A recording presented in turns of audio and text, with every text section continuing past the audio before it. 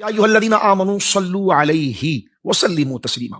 اب اے ایمان والو، تم جو ہے وہ میرے نبی مکرم صلی اللہ علیہ وسلم پر اللہ فرماتا ہے صلوا علیہ، تم اسی نبی مکرم صلی اللہ علیہ وسلم پر درود پڑھو، ان کی تعظیم کو ذکر کرو، ان کی ثنا کو ذکر کرو. یہاں پر کہا گیا کہ اے ایمان والو، تم ہمارے نبی پر تعریف کرو، تم ہمارے نبی کی تعریف اور توصیف کو ذکر کرو، ان پر درود پڑھو. دیکھیں رب ہمیں حکم دیتا ہے کہ تم درود پڑھو، لیکن میں اور آپ میرے بھائی بہن ذرا غور سے سنیں، ہم جو درود کا جملہ اللہ کے اس حکم کی تعمیل میں، اللہ کے اس حکم کو بجا لاتے ہوئے ہم جو درود پڑھتے ہیں اس کا جملہ کیا ہے؟ اللہم صلی علی محمد. چاہے درود ابراہیم شریف دیکھ لیں، جو بھی جس کی ابتدائی حرف یہی بنتے ہیں، جس کے ابتدائی جملے یہی بنتے ہیں. اور اللہم، اے اللہ، صلی، یا اللہ تو بھیج، تو درود پڑھ،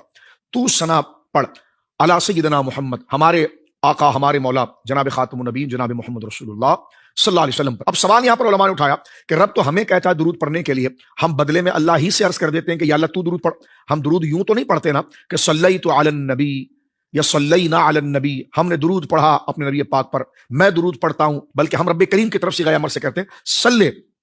علی محمد. اے اللہ تیری بارگاہ میں درخواست ہے کہ تو ہمارے نبی پاک صلی اللہ علیہ وسلم پر درود بھیج. اس مفہوم کو سمجھنے کے بعد آپ دیکھیے کیا وجہ ہے، کہیں ہم کوتاہی تو نہیں کر رہے کہ رب ہمیں کہہ رہا ہے اور ہم رب سے اس بات کو ذکر کر رہے ہیں؟ تو علماء نے لکھا نہیں، اس کی وجہ یہ ہے کہ نبی پاک صلی اللہ علیہ وسلم کی عظمت و شان، اللہ نے ان کو اتنی شان عطا فرمائی ہے اور اتنا عظیم مقام عطا فرمایا ہے کہ ہمارا ذہن اس کا احاطہ نہیں کر سکتا اور ہماری زبانیں اس مقام کو کما حقہ بیان نہیں کر سکتی. اس لیے ہم عوض میں رب سے کہتے ہیں مولا ہم ان کی کون کون کی شان، ہم ان کی کون کون سی صفات کو بیان کریں. تو یا اللہ تو نے ہی ان کو بنایا ہے، تو ہی ان کا خالق ہے، تو ہی ان کا معطی ہے، تو یہ ساری شان عطا فرمانے والا ہے. تو ہم بصد عز و انکساری اور اپنے علم کی پستی کو قبول کرتے ہوئے تیری بارگاہ میں درخواست کرتے ہیں کہ تو ہی جیسے شائن شان تو نے ان کو بنایا ہے ویسے ہی تو ان کی شان اور ان کی عظمت کو بیان فرما.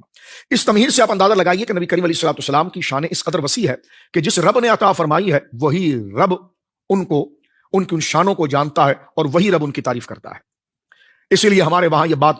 ضرب المثل ہے بزرگوں کا کلام کہ بعد از خدا بزرگ تو ہی قصہ مختصر، کہ اللہ کے بعد اگر کوئی تعظیم کے لائق، یعنی خالق اور مخلوق کے فرق کو ذہن میں رکھتے ہوئے لیکن شان کے حوالے سے بات کی جا رہی ہے کہ بعد از خدا بزرگ تو ہی قصہ مختصر، اللہ کے بعد